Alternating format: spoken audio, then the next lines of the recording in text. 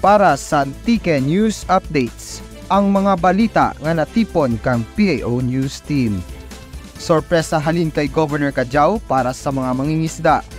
Blood processing fee libre para sa mga nagakinahanglan ng mga Antiqueño.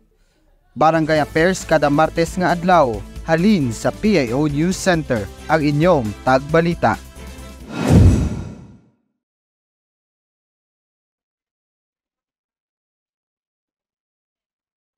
Mayad nga adlaw probinsya kang Antique.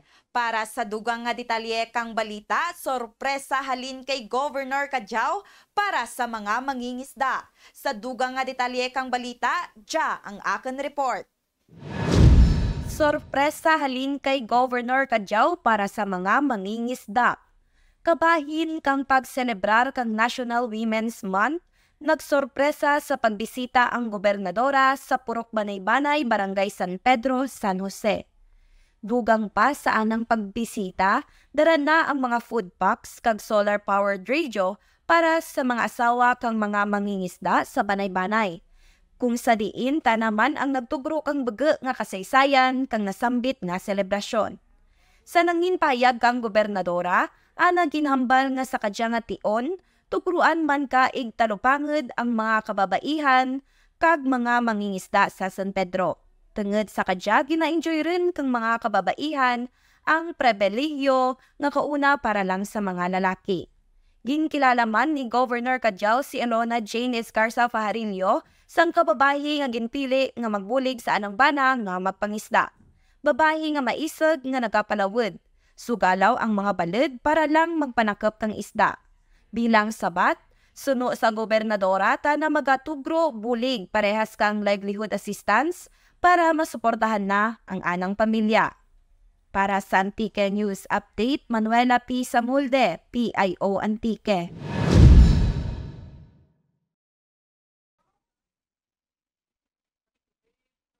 Blood processing fee libre para sa mga gakinahanglan nga mga Antiqueño. Sa dugang nga detalye kang balita, may report si Justin Mark Tana. Blood processing fee libre sa mga nagakinahanglan nga Antiqueño. Ginpresentar ni Governor Dora Dudut Kajao ang cheque nga nagabalor kang 819 and 200 pesos sa Philippine Red Cross Antique Chapter bilang bayad para sa blood processing para sa bulan kang Oktubre 28 hasta Disyembre 31, 2023. Ang diyang nga programa kabahin kang padayon nga pag-ulikid ni Governor Kajao para matugruan kang bastante nga supply kang dikalidad nga dugo nga ura dentibaydan ang mga Antiqueño sa pagproseso kadya. Para sa Antique News Update, Justin Martana, PIO Antique.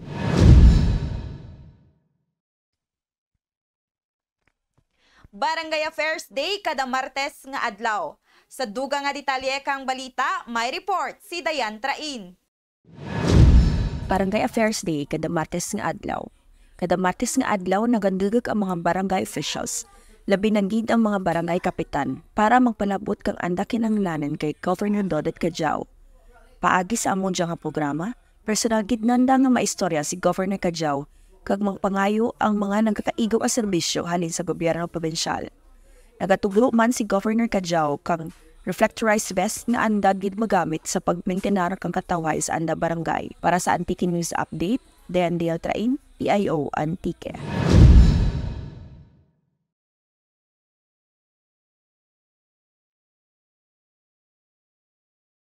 Taylo kita sa atin tinaga kinaraya kag trivia Antiqueño nga pagadaraan ni Rica Belmonte kag ni Cha Luces.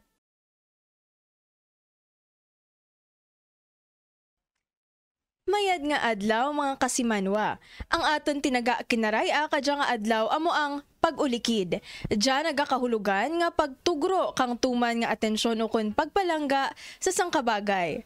Halimbawa, bahal gid ang pag-ulikid ni Inday sa anang mga kabataan nga bisan hindi rin ta na makakaan basta mauna lang sanda. Ako si Rica Belmonte para sa tinaga kinaraya.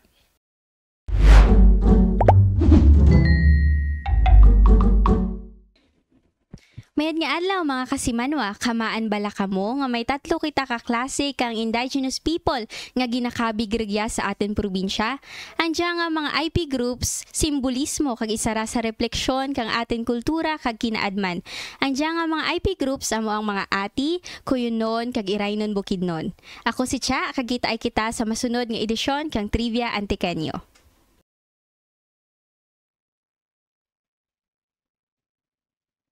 Kag amuto ang mga balita nga natipon kang bilog nga PIO News Team. Manuela P. Samulde, PIO Antique.